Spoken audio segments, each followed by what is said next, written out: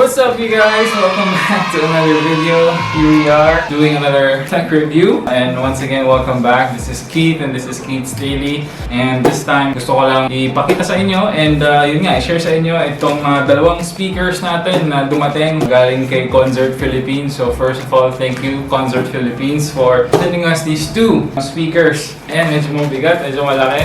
The KONZERT Bulilit DOS Party Speaker. And without further ado, let's dive right into it and talk about what's in the box. Alright, so syempre mabilisan lang. Of course, your warranty card. Next is your manual. Of course, you guys are gonna get your own remote control as well. Of course, next is yung power adapter natin, no? Ayan, ito siya. So power adapter siya / charger.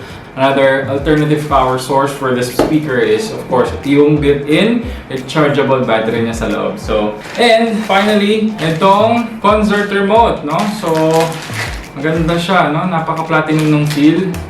And then, yeah, of course, yung unit or yung body itself. So, here we go. Mabigat siya, guys. So, ito siya. Yeah!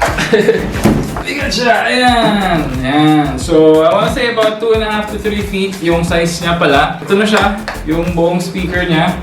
First impression or first look, napaka-premium ng feel, no? So, you guys can do this or you can use this upright or you guys can use it sideways as well if you guys prefer that way. Sideways kasi may mga rubber protection siya. The build quality, syempre KONZERT yan. Hindi siya mukhang cheap.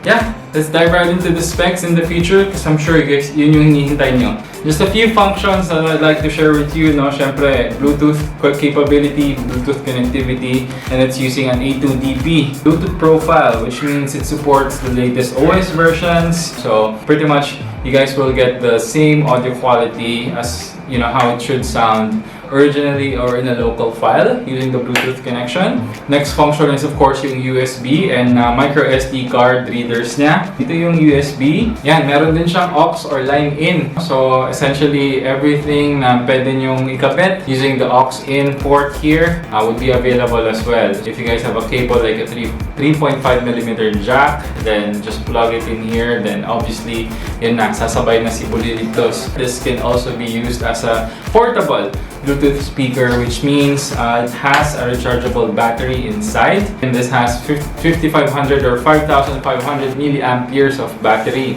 Playing time wise, you know, hindi na kayo mabibitin. So, wanna say between 4 and 5 hours of playing time at an acceptable volume, right?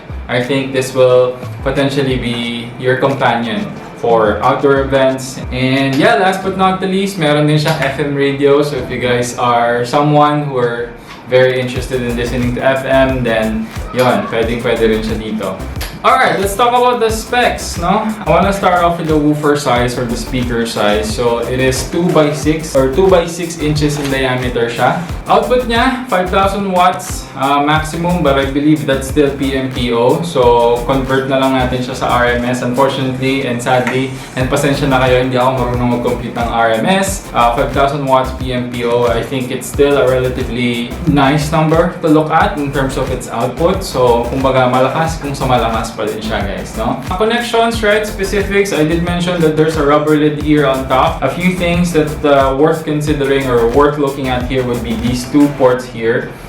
Isang mic in, kumbaga syempre din yung pwedeng isaksak yung mga mic nyo na external, right? Aside from the wireless mic that it came along with. Now, if you guys have external like microphones that you would like to use, I can just plug that thing in and then voila, meron na akong dalawang mics. And another thing, guitar port or guitar amp port. So magkatabi siya, mic and GT. GT means yung sa guitar, right? So if you guys are somebody who is playing like an acoustic guitar or even an electric guitar with an amplifier that comes along with it, then companion siya.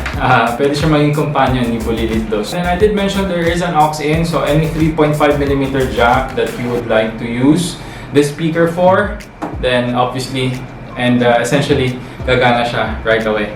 Okay, let's talk about the buttons here on top. Of course, yung power button, yung mode button natin here. Nandito yung light functions or yung LED functions that will allow you to kind of change the settings or the appearances or the behavior or yung activity ng speaker lights natin na lalabas dito, right? Next and forward button, right? And the pause play here. We have the volume up and down toggle here as well. And then yung repeat or yung loop.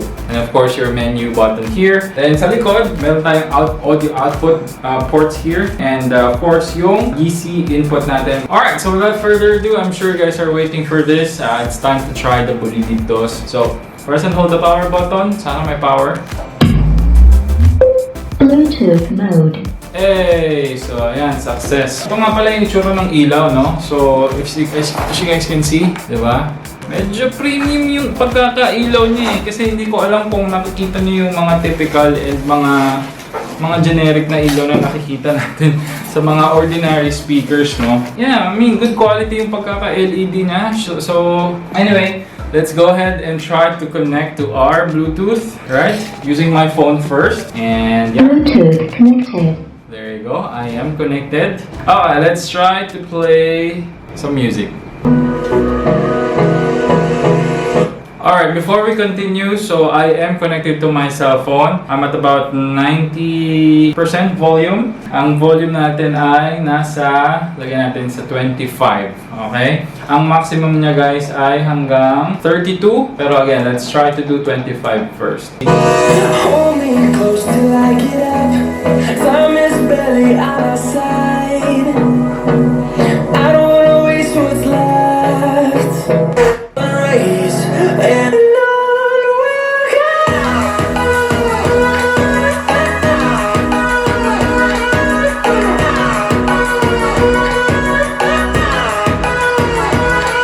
Let's try to put it up a notch higher. Let's do maximum at 32 with boost based on. Still using my Bluetooth as my audio source. This time, let's try another music. Something in my eyes, I cannot see your lies. You think that I'm surprised? Fall back into your traps. Tell me all your eyes.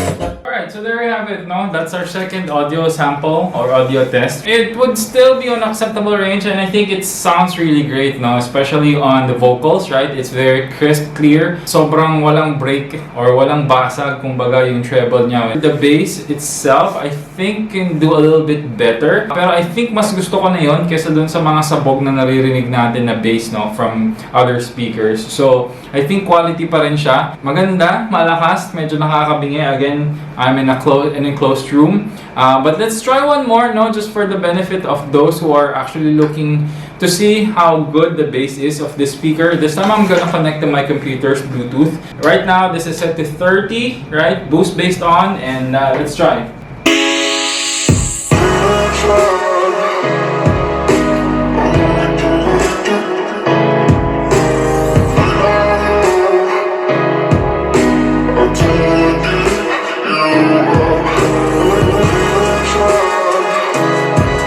Ang ganda guys. Wala akong masabi. So ang lakas, nakakagulat talaga, no? And mabibingi ka kung nandito ka sa room kung nasan ako, no? Alright, so that was a bass-focused music. And I think it did pretty decent. It did pretty well. Good balance between boost-based and the volume itself. Source natin ng music would blend perfectly, right? Wala akong masabi. Ang ganda guys. Napakalupit nitong Bulilit DOS. Alright, now that we've listened to the music, it's time to try the mic. Check. Woo! Meron na siya guys. O diba? I found love for me. Ayun. So, it's a little bit on the echoey side. Pero syempre tayo mga Pinoy, mahilig tayo mag-video okay, mahilig tayo mag-karaoke, and gustong-gusto natin ang echo. Price point guys, alright, so it's ranging between 9.2 to 9.3. If you guys are interested, of course, bumili lang sa authorized sellers ng Konzert or go to Konzert Philippines Facebook page. Only buy the original. It's a good price point. It's a bang for the buck. Syempre, kung gusto mo ng mas malalaking speaker, medyo mahal na yon. Pero I think it would still do good tong speaker na to kung ganun yung klase ng output or power na gusto ninyo for parties or outdoor events. Alright, so just to answer a few FAQs, I wanna answer one of the things about battery. So battery charging again between 6 and 7 hours. Magkakaroon siya ng LED bar dito. The LED screen will flash here and it will stop pagka tapos na siyang mag-charge. Okay, so just be mindful not to overcharge your units para syempre ma-prolong natin yung battery life niya. Recording function guys, so you guys have seen also na meron tayong mic, and yes, pwede po tayong mag-connect and mag-record ng ating mga kanta using the mic. Lagyan nyo lang ng USB flash drive itong ibabaw. Syempre dun may store or dun masasave yung mga recordings natin. And the next thing you would have to do lang is press the record button, which is here. So, pwede pa siyang i-connect sa TV? Definitely yes, guys. So, syempre, two ways, right? Pwede kang mag-aux in or line in, or pwede kang mag-Bluetooth connection. So, yun yung ginagamit ko ngayon sa KONZERT KX450 ko. O Netflix, YouTube, pasok naman, walang delays, walang kahit ano. So, same goes with this thing. Bulilit DOS, just look for the name through your Bluetooth screens in your TV and will definitely allow you to connect nang walang problema. Karaoke, pwede rin, definitely. Banggit ko na yung dalawang audio out dito kanina. You just have to connect that using or through your karaoke players. Then your karaoke players would now get the sound from here, right? Or pwede rin from the TV, yung audio out nyo dito, right? And then yung karaoke player video sa TV, then okay na. All goods na yung setup. Durability, alam nyo, sa totoo lang, believe ako kay KONZERT when it comes to its build and its durability. Yung KX450 ko sa labas, it's been years since I've had it, and wala nga siyang maayos na casing, wala siyang maayos na lalagyan. Pero still, walang damage, walang kahit ano, hindi rin nag-fade yung mga colors. I'm sure, mas tatagal to kasi walang wood dito, and yung pagkaka-plastic niya, it has its premium feel, no? So, syempre, iingatan nyo lang, right? Considering that this will be used mostly for outdoor, ingatan nyo lang sa mga bagsak, sa mga sangge, and all of that. Then, I think KONZERT or Bulilit DOS will give you the price you paid for it. There we have it for Bulilit DOS. Thank you guys so much for watching. If you guys have any questions, as usual, leave them in the comments below. I'm looking forward to see you guys more and more tech reviews and some of our camping vlogs that you guys have been watching. And again, I'm truly appreciative of the fact that some of you guys have stuck around for quite a while now, and I couldn't be more thankful. So in behalf of Kay and Sanjo, again, we'd like to thank you for watching. Shoutouts again to KONZERT Philippines and Ma'am Gina from the marketing team of KONZERT for allowing us to review this speaker. And thank you guys so much for watching, and as always, good vibes all the way. Peace!